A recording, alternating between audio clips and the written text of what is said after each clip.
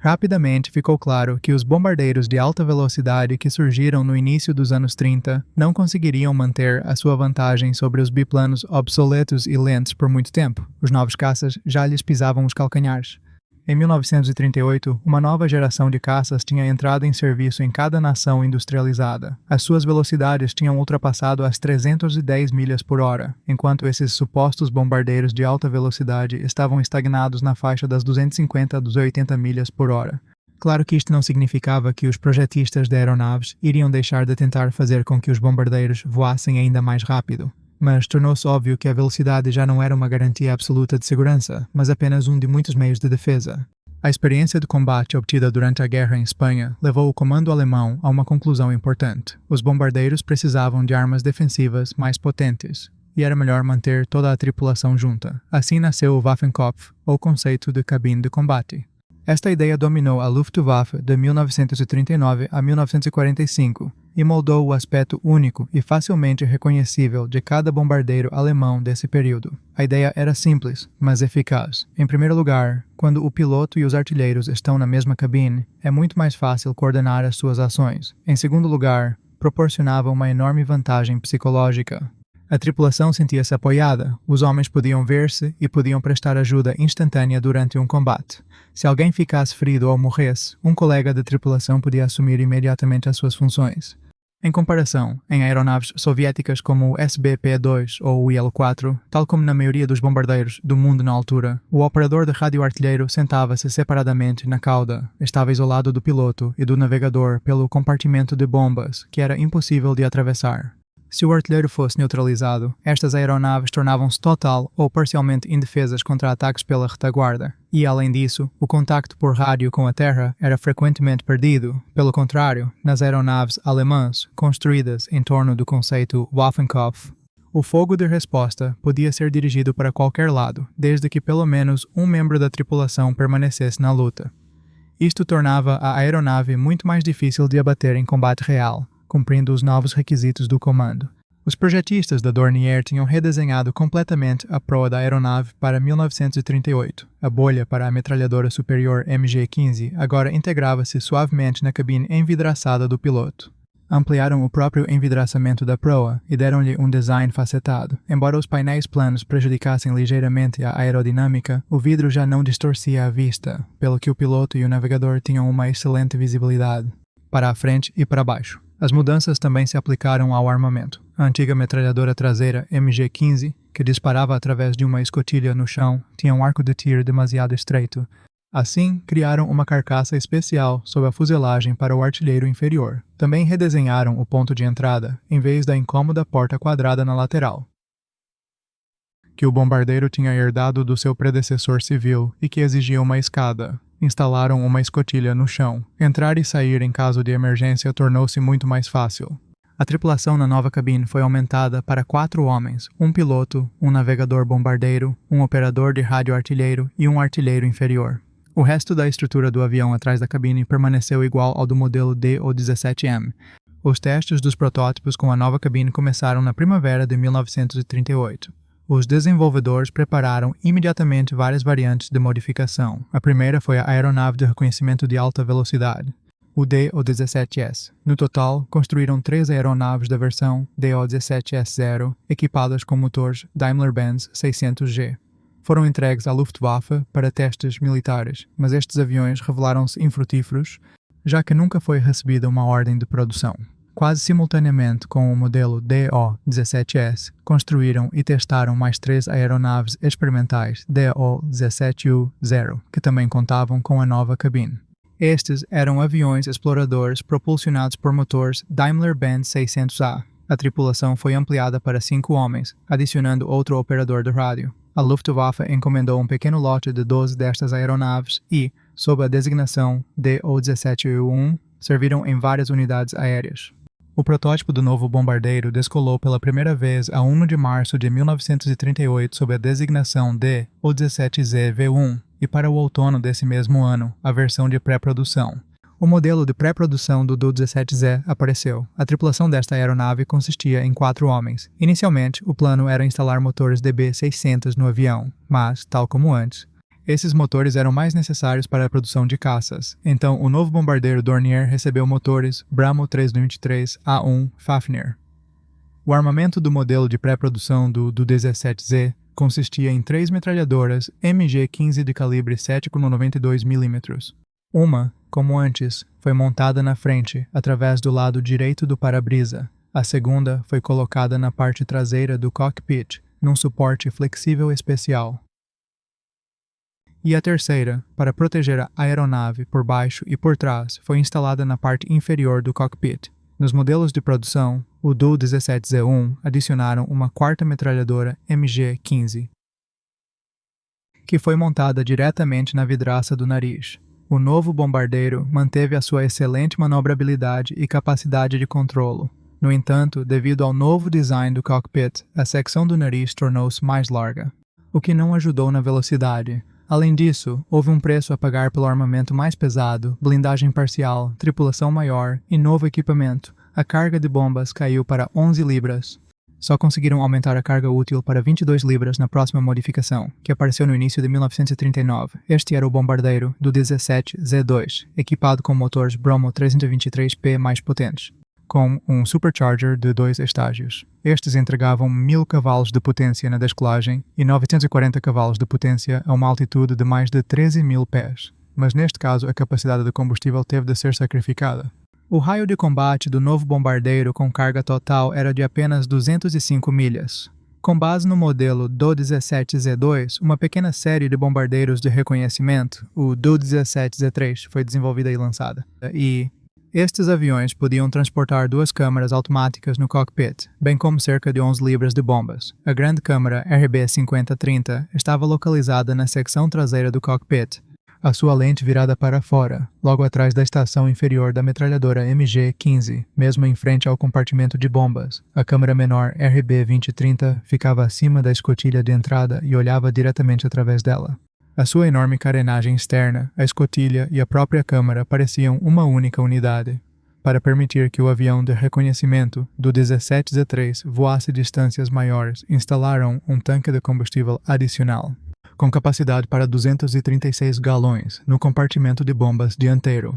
Também produziram um pequeno número da versão do Du-17Z4, que era um treinador de duplo comando, e o Du-17Z5, uma aeronave de reconhecimento marítimo de longo alcance, equipada com equipamento de salvamento marítimo. Embora os pilotos e mecânicos falassem muito bem do novo Du-17Z, o alto comando da Luftwaffe estava cético quanto ao futuro da aeronave. O problema era que, para um bombardeiro padrão, o Du-17Z transportava uma carga de bombas demasiado pequena. O AR-111 superava-o significativamente neste aspecto. Ao mesmo tempo, o Du-17 não era capaz de bombardeamento de mergulho nessa área. Assim como na velocidade, o Ju-88 provou ser melhor. Assim, no final de 1939, a produção do Du-17Z começou a diminuir e, em 1940, foi completamente interrompida. No total, conseguiram produzir cerca de 500 bombardeiros das variantes do Du-17Z1 e Z2, bem como 22 aviões de reconhecimento do Du-17Z3. Após a queda da França, a única força restante que poderia enfrentar a Alemanha no Ocidente era a Grã-Bretanha. O Estado-Maior alemão começou a desenvolver um plano para invadir as ilhas britânicas sob o nome de código Seelowe. Leão Marinho. Uma vez que a frota britânica dominava completamente os mares, esta operação anfíbia exigiu uma preparação longa e cuidadosa por parte dos alemães e, o mais importante, a obtenção de superioridade aérea total. Começando no início de agosto e continuando pelos 3 meses seguintes, ferozes combates aéreos travaram-se sobre o Canal da Mancha e o sul da Grã-Bretanha, batalhas que Winston Churchill chamou de Batalha da Grã-Bretanha. Do lado alemão, esta operação ofensiva foi nomeada Adler and Griff Ataque da Águia. A data de início para os ataques massivos foi fixada para 10 de agosto de 1940. A principal tarefa da Força Aérea Alemã era, antes de tudo, a destruição das unidades de combate inimigas, dos seus aeródromos e linhas de abastecimento, bem como das fábricas de aviação e de armas antiaéreas. Também foram atacadas, mas muito antes da data assinalada, os aviões de reconhecimento do 17 e do 215 já tinham começado as suas incursões sobre o Canal da Mancha e as Ilhas Britânicas. Enquanto os bombardeiros não davam trégua aos comboios navais no Estreito, por exemplo, a 10 de julho de 1940, 26 aviões do 17Z da ala de bombardeiros 2 atacaram com sucesso navios ingleses no estuário do Tamisa. Pelas ações bem-sucedidas sobre o canal, o comandante da ala de bombardeiros 2, Coronel Johannes Fink, até ganhou o apelido de Kanalkampfführer, que pode ser traduzido como o líder da Batalha do Canal. Devido às condições meteorológicas, o dia de início do ataque em grande escala da Águia foi adiado para 13 de agosto de 1940. No entanto, já a 11 de agosto, 18 bombardeiros do 17, voando juntamente com caças pesados Bf-110C4, desferiram um golpe bem-sucedido no aeródromo britânico de Manston. Cerca de 300 bombardeiros e aviões de reconhecimento dos modelos do 17 e do 215 participaram na Batalha da Grã-Bretanha. A maioria dos do 17 pertencia à Segunda Frota Aérea.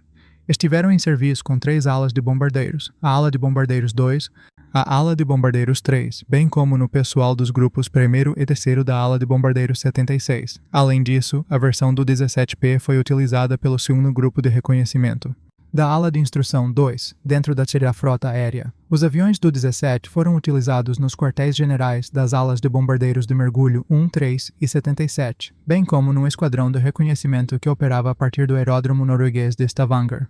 Sozinhos eram os exploradores da 5ª Frota Aérea, aviões do 215 de um grupo especial do alto comando da Luftwaffe. A 13 de agosto de 1940, 74 aviões do 17Z da ala de bombardeiros 2 lançaram bombas sobre o aeródromo inglês de East Church sem escolta de caças. Em terra, 5 bombardeiros Blenheim foram destruídos, juntamente com um caça Spitfire, e os edifícios também sofreram danos. A 15 de agosto de 1940, os alemães atacaram novamente o aeródromo de East Church, desta vez com forças do 3º Grupo da ala de bombardeiros 3, outros do 17 dos quartéis generais. E o 2º grupo desta mesma unidade realizaram uma incursão bem-sucedida em Rochester.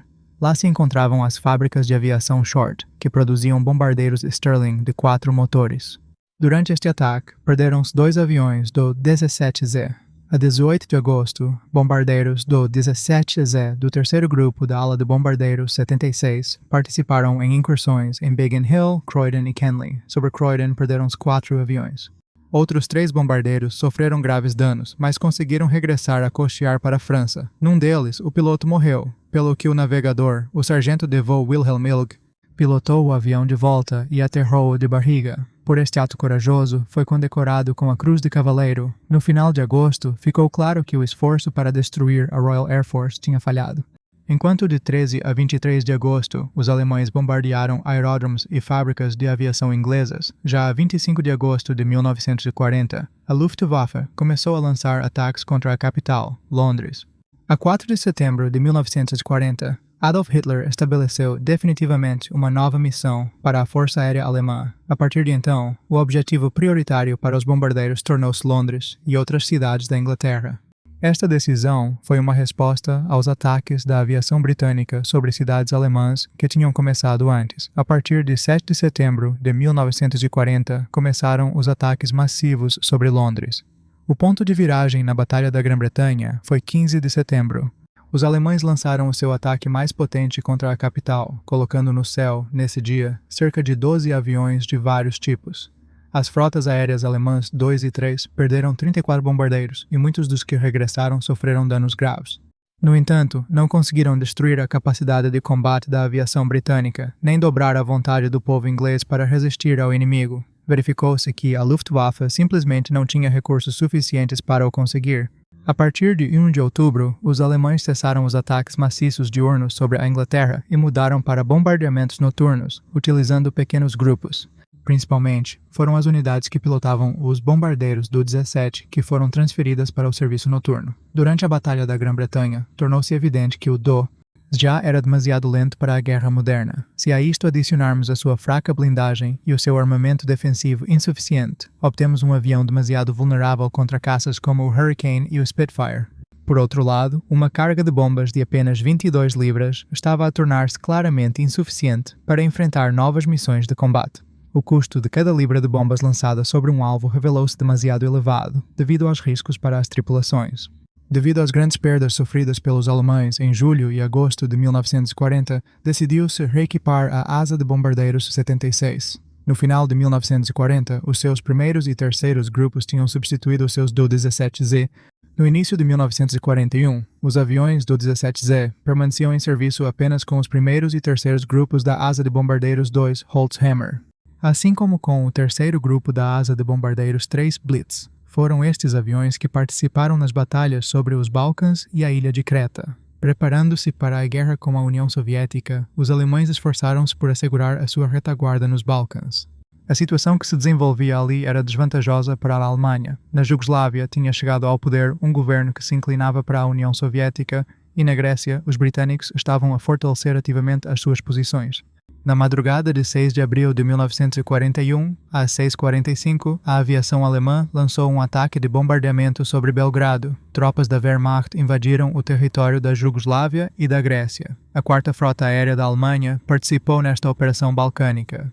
Operando dentro dela estavam as asas de bombardeiros 2 e 3, efetivamente todas as unidades da Luftwaffe que estavam armadas com bombardeiros do 17Z. Além disso, aviões de reconhecimento, os do 17A3, estavam baseados na Bulgária. Esta decisão poderia ter parecido arriscada, já que apenas meio ano antes, durante a Batalha da Grã-Bretanha, o do 17 não tinha tido um desempenho propriamente no seu auge. No entanto, a situação nos Balcãs era radicalmente diferente. Aqui, os bombardeiros Dornier não enfrentaram adversários sérios. As forças de caças da Jugoslávia e da Grécia consistiam principalmente em tipos de aviões obsoletos. Assim, o uso em larga escala do Do-17 aqui estava completamente justificado. É de salientar um facto interessante. Durante as operações de combate nos Balcãs em 1941, os bombardeiros e aviões de reconhecimento Do-17 estavam em serviço com 3 países ao mesmo tempo: Alemanha, Bulgária e Jugoslávia. Assim, estes aviões estavam a ser utilizados por ambos os lados em conflito. A 17 de abril de 1941, a Jugoslávia rendeu-se. E precisamente a 20 de abril, um grupo misto de Do-17 e Ju-88, com um total de cerca de 100 bombardeiros, realizou um ataque maciço sobre Atenas. A 23 de abril, 25 aviões Do-17 bombardearam o aeródromo de Argos. Nesse mesmo dia, a Grécia capitulou e as tropas britânicas viram-se obrigadas a evacuar para a ilha de Creta, durante os combates na Jugoslávia e na Grécia. A Luftwaffe perdeu 29 aviões Do-17. Os alemães não podiam sentir-se seguros nos Balcãs, enquanto Creta permanecesse nas mãos do Império Britânico. Dada a dominância da frota britânica no Mar Mediterrâneo, esta ilha era um excelente ponto de partida para uma contraofensiva britânica, mas contra o domínio inimigo no mar, os alemães decidiram opor a sua superioridade total no ar. O comando alemão decidiu capturar Creta, mobilizando a 7ª Divisão Aérea com o apoio do 8º e 12º Corpo Aéreo da 4ª Frota Aérea nesta operação, que recebeu o nome de Código Mercúrio. Também participaram bombardeiros do 17 dos grupos 1 e 3 da ala de bombardeiros 2, assim como do grupo 3 da ala de bombardeiros 3. A sua tarefa não era apenas atacar alvos terrestres, mas também atingir navios inimigos. A Força Aérea Alemã começou a lançar as primeiras bombas sobre Creta no final de abril, e em maio a intensidade desses ataques aumentou significativamente. A 20 de maio, paraquedistas aterraram na ilha, seguidos por aviões de transporte que traziam armamento e mais de 10.000 tropas. De 21 a 23 de maio de 1941, uma verdadeira batalha aeronaval deflagrou entre a Força Aérea Alemã e os navios britânicos. Embora os bombardeiros de mergulho tenham desempenhado o papel principal, os aviões Do-17 da ala de bombardeiros 2 também deram uma séria contribuição a 22 de maio. Trabalhando em conjunto com os bombardeiros Ju-88 da ala de instrução 1, salvaram um comboio naval alemão da destruição durante um ataque de navios britânicos. Como resultado, os cruzadores ligeiros britânicos Carlisle e Naiad sofreram graves danos. No início de junho de 1941, os alemães tinham assumido o controle total de Creta. O comandante do 8º Corpo Aéreo, o general Wolfram von Richthofen, avaliando o desempenho dos seus pilotos, afirmou com orgulho: "Alcançamos uma grande vitória decisiva e finalmente demonstramos quão vulnerável é uma frota em mar aberto. Quando está ao alcance da Luftwaffe, com as posições da Alemanha asseguradas nos Balcãs, nada os impedia de atacar a União Soviética." Quase 6 meses antes do início da invasão, aviões de reconhecimento do 17 já sobrevoavam território soviético. Os historiadores costumam mencionar a Unidade Especial de Reconhecimento Aéreo sob o coronel Theodor Rauel, que começou a operar na fronteira ocidental em janeiro de 1941. No entanto, o ex-piloto alemão Konrad Knab revela nas suas memórias de pós-guerra que tudo começou ainda antes, no outono de 1940. No final de agosto de 1940, as tripulações de 2 aviões Do-17, um dos quais estava sob o comando de Konrad Knabe, receberam ordens secretas para transferir os seus aviões para o aeródromo de Banak, no norte da Noruega. Uma vez lá, passaram a fazer parte do Grupo Aéreo Especial de Reconhecimento Nord. A sua missão era explorar os territórios do norte, especificamente o Ártico Soviético. No início de outubro de 1940, aviões alemães de reconhecimento do 17P já tinham cruzado a fronteira soviética e tirado fotos de Murmansk. A 2 de maio de 1941, o Oberleutnant Konrad Knabe foi convocado a Weimar, onde lhe foi incumbida a tarefa de formar o Esquadrão de Reconhecimento de Longo Alcance da Lapônia. A 18 de junho, 4 aviões do 17P foram transferidos para a Finlândia, com base no aeródromo de Rovaniemi. Aos pilotos foi atribuída a tarefa de reconhecer os territórios soviéticos, enquanto a Finlândia se preparava para se juntar à guerra contra a URSS. A 19 de junho de 1941, por volta das 6 da manhã, o comandante de esquadrão Konrad Knabe pilotou pessoalmente o seu Do-17P para fotografar as fortificações soviéticas a oeste de Kondoluksha. A 22 de junho de 1941, quando a Alemanha atacou a União Soviética, a fronteira finlandesa ainda parecia pacífica e tranquila. No entanto, os Do-17P alemães continuaram os seus voos de reconhecimento ao longo da ferrovia Murmansk-Kandalaksha. E a 24 de junho de 1941, a Finlândia também tinha entrado na guerra. Durante a invasão da União Soviética, os alemães fizeram um uso intensivo dos bombardeiros do 17Z. Estes eram aviões dos grupos 1º e 3º da ala de bombardeiros 2. Assim como do 3º grupo da ala de bombardeiros 3. Até 10 de julho de 1941, o pessoal e o 1º grupo da ala de bombardeiros 2 tiveram a sua base no aeródromo polaco de Suwałki. Mais tarde, à medida que as tropas alemãs avançavam mais profundamente em território soviético, os aviadores mudaram constantemente a sua localização. Operaram sucessivamente a partir dos aeródromos de Silsa, Vereteni, Realbici e finalmente até 1 de novembro, a partir de Vitebsk. O 3º grupo da ala de bombardeiros 2 estava estacionado no aeródromo de Lida. Durante os primeiros dias da guerra, é importante notar que, nessa altura, o 7º Esquadrão já não fazia parte da formação, pois estavam em pleno processo de recessão e domínio do novo Do-2. Com 17 aviões, de 26 de junho a agosto de 1941, este grupo estava baseado nos aeródromos de Dubovo Sad e Parafianovo. Foi a partir daqui que as unidades começaram a ser retiradas para a retaguarda.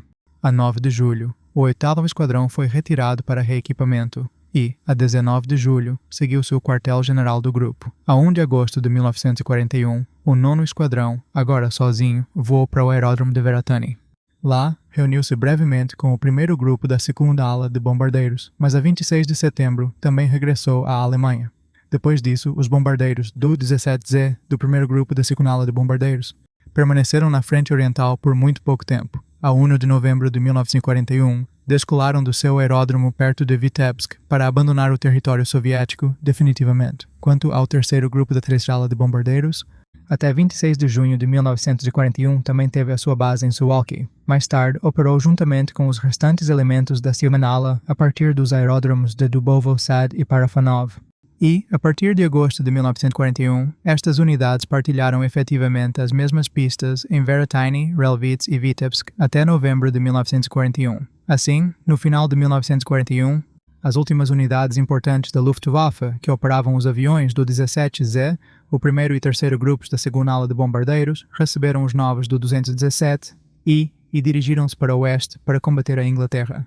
Entretanto, o 3º grupo da crescida ala de bombardeiros, que permaneceu na frente oriental, fez a transição para os bombardeiros Ju-88. Segundo relatórios de 20 de setembro de 1942, os aviões Do-17 de várias modificações, principalmente as variantes P e Z, ainda estavam em serviço com unidades mais pequenas da Luftwaffe. Especificamente, isto refere-se ao 2º, 3º e 4º esquadrões noturnos, bem como a grupos individuais destacados dentro das formações da 5ª ala de bombardeiros e da 16ª ala de caça pesada. Um pequeno número de Do-17Z permaneceu à disposição das forças aéreas alemãs até ao final da guerra. No entanto, foram utilizados exclusivamente como aviões auxiliares para testes ou para o treino de pilotos, como podemos ver na frente oriental. Os próprios alemães só operaram os bombardeiros do 17Z durante os primeiros meses da invasão. Muito em breve, substituíram-nos por aviões mais avançados, como o Junkers Ju-88 ou o Dornier Du-217. Ainda assim, um bom número destes 17 permaneceu na frente soviético-alemã durante bastante tempo.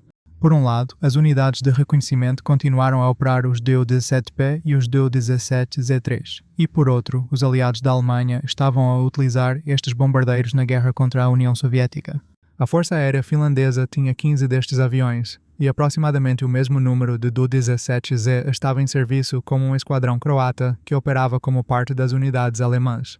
Os aviadores croatas, parte da 503ª Ala de Bombardeiros e da 3ª Ala de Bombardeiros, que chegaram à Frente Oriental para combater a URSS, obtiveram os seus Du-17Z em outubro de 1941, enquanto estavam estacionados em Minsk e Vitebsk. Formaram o 15º Esquadrão Croata, separado dentro da unidade alemã 503ª Ala de Bombardeiros Legião Condor. A 25 de outubro, 12 bombardeiros croatas foram transferidos para a frente de Leningrado, para a área em redor da cidade de Soltsi, perto do lago Ilmen. Depois, a 1 de dezembro, o esquadrão sofreu a sua primeira perda enquanto bombardeava tropas soviéticas. Um Du-17Z foi abatido por fogo antiaéreo soviético. No final de dezembro de 1941, esta unidade já estava a operar perto de Moscou. A 26 de janeiro de 1942, durante um assalto a posições do Exército Vermelho, ocorreu um incidente fatal. O avião pilotado por Bogomir Roder foi destruído pela explosão das suas próprias bombas, que foram lançadas de uma altitude demasiado baixa. Em fevereiro de 1942, o esquadrão foi retirado do combate e enviado de volta para Zagreb. O plano era requalificar os pilotos e fazer a transição para os Junkers Ju-88.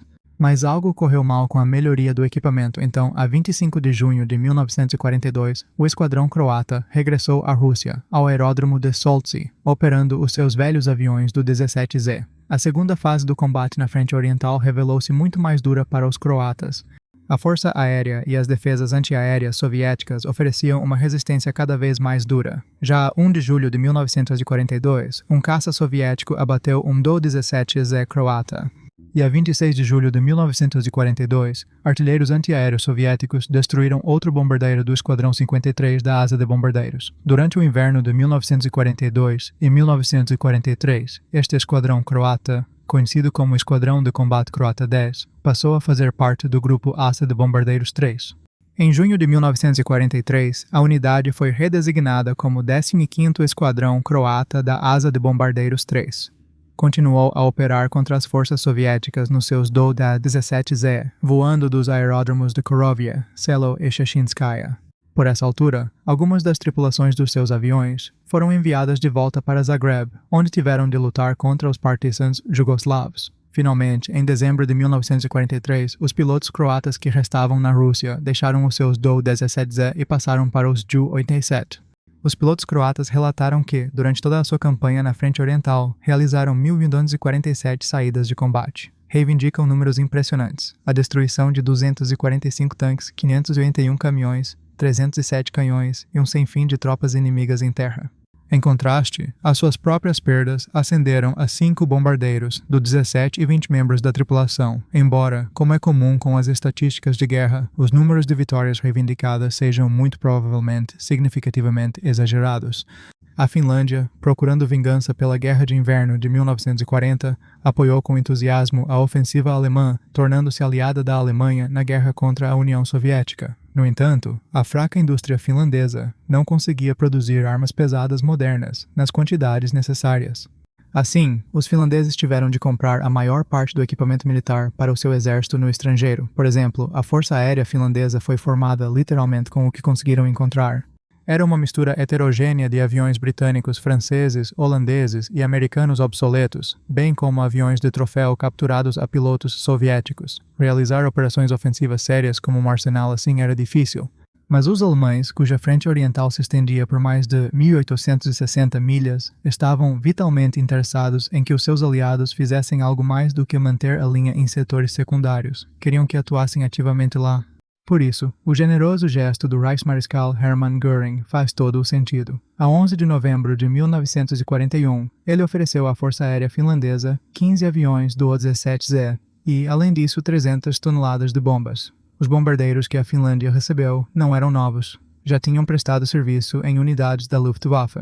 No entanto, em condições de guerra, não se podia ser muito exigente.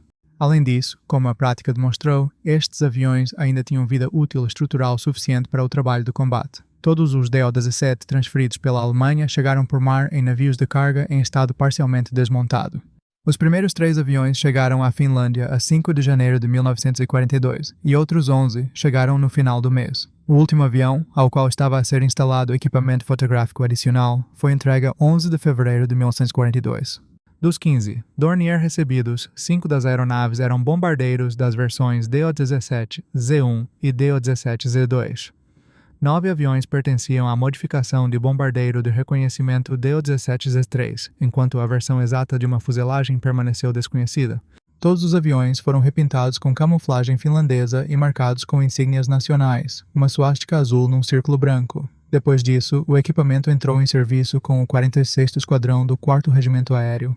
Até este momento, o 46º Esquadrão estava essencialmente em terra, já que não dispunha de um único avião de combate. Desde agosto de 1941, os seus pilotos tinham estado a receber treino na Varsóvia ocupada pelos alemães. De janeiro até o final de março de 1942, dominaram o novo equipamento ali mesmo na Finlândia, juntando-se gradualmente a operações reais. Em abril, a unidade estava completamente pronta para missões de combate. O esquadrão tinha 12 Do-17Z na sua lista, divididos em 3 voos de 4 aviões cada um. O comandante da unidade era o Major Reino Artola. O capitão Jussi Raty liderou o primeiro voo, o capitão Jukka Pironen assumiu o segundo, e o capitão Tauno Meller comandou o terceiro. O Esquadrão 46 teve o seu batismo de fogo a 5 de abril de 1942. Nesse dia, o 4º Regimento Aéreo realizou uma incursão contra o aeródromo soviético de Segeja, situado perto do caminho de ferro de Murmansk. O esquadrão de Dornier finlandeses juntou-se a este ataque com toda a sua formação a 13 de abril de 1942. 9 bombardeiros do 17Z atacaram a aldeia de Vanazero, a sul do rio Sver. Era exatamente ali que estava estacionado o quartel-general de uma divisão soviética. Após este ataque, os aviões do Esquadrão 46 continuaram a voar missões regulares de reconhecimento e bombardeamento contra posições soviéticas na frente da Carélia até o início do ano seguinte, 1943. Os Dornier finlandeses não sofreram perdas em combate. No entanto, 2 aviões da variante Do-17Z3 caíram em acidentes e foram desativados. A 19 de fevereiro de 1943, 5 aviões Do-17Z participaram numa incursão no aeródromo soviético da cidade de Segezia. Os aviões descolaram ao anoitecer, cerca de 5 horas mais tarde do que o previsto. No percurso de regresso, o tempo piorou. Devido a isso, 2 Do-17Z não conseguiram encontrar os seus aeródromos de origem e caíram. Outros 2 aviões sofreram danos graves nesse dia. A próxima operação importante para o Esquadrão 46 foi um ataque aos partisãos finlandeses da Carélia, no qual participaram 8 bombardeiros Do-17Z. As unidades partisãs estavam a concentrar-se para romper a linha da frente perto do assentamento de Lepta, a oeste de Belomorsk. No início de 1944, o Esquadrão 46, comandado pelo Major Olavi Artola, tinha apenas 9 Do-17Z prontos para combate em formação. O primeiro voo de 5 aviões foi liderado pelo capitão Olli Ruotonen. O segundo voo de 4 aviões foi comandado pelo capitão Ilpo Tuominen. Não restavam bombardeiros alemães suficientes para o terceiro voo, por isso foi equipado com aviões soviéticos e L-4 capturados. A 26 de fevereiro de 1944, 4 aviões Do-17Z do Esquadrão 46 inseriram-se discretamente na cauda de uma formação de bombardeiros soviéticos que regressava de uma missão de combate. Graças a esta manobra, os finlandeses foram guiados diretamente para o aeródromo soviético de Levashovo, a norte de Leningrado, onde lançaram as suas bombas com total impunidade. Na noite de 19 de maio de 1944, aviões do Esquadrão 46, 6 do 17Z e 3 Il-4 lançaram as suas bombas sobre o aeródromo soviético de Murgino, nas margens do rio Oyat. Na noite seguinte, o Regimento de Voo Finlandês 4 atacou os depósitos e a estação ferroviária de Ala-Kolstina. 7 bombardeiros finlandeses do 17Z participaram nesta incursão. A 9 e 10 de junho de 1944 começou a ofensiva soviética no Istmo de Kola. O dia 11 de junho tornou-se um verdadeiro dia negro para os Dornier finlandeses do Esquadrão 46. Durante uma saída de combate em direção à frente de Leningrado, 3 bombardeiros do 17Z não regressaram à base. Artilheiros antiaéreos soviéticos abateram 2 deles e os aviões caíram na zona de Zelenogorsk e Pervomaiskoye. O terceiro avião foi destruído por engano por fogo amigo das defesas aéreas finlandesas. Os combates ferozes durante a ofensiva soviética, na Carélia, levaram instantaneamente a crescentes perdas para a Força Aérea Finlandesa, especialmente entre os envelhecidos bombardeiros do 17 do Esquadrão 46. A 30 de junho, tripulações antiaéreas soviéticas abateram um destes aviões. A 26 de julho, sobre o lago Vegars, um caça soviético destruiu outro. Depois, a 1 de agosto, outro do 17Z foi abatido por aviões soviéticos na zona de Kurpijava. Assim, em apenas 2 meses de combate de verão em 1944, o Esquadrão 46 perdeu 6 bombardeiros do 17Z. Isso foi 3 vezes mais do que tinham perdido nos 2 anos anteriores da guerra combinados. Em setembro de 1944, a União Soviética e a Finlândia assinaram um armistício. No entanto, as tropas alemãs ainda permaneciam no norte do país, e os finlandeses agora viraram as suas armas contra eles. Uma das últimas operações de combate para os do 17Z finlandeses foi uma missão de bombardeamento contra forças alemãs na Lapônia, perto de Rovaniemi, a 2 de outubro de 1944. Apenas 5 bombardeiros Dornier finlandeses conseguiram sobreviver à guerra. Um deles, uma variante do 17Z1, continuou seu serviço em tempos de paz como avião de treino. Os outros 4 aviões da série DO-17Z3 foram utilizados para fotografia aérea. O número de cauda DN-58 foi o que mais tempo resistiu de todos eles. Realizou o seu último voo a 13 de setembro de 1948. Obrigado por assistir. Este foi um vídeo longo e complexo de digerir, mas fiz o meu melhor. Até a próxima.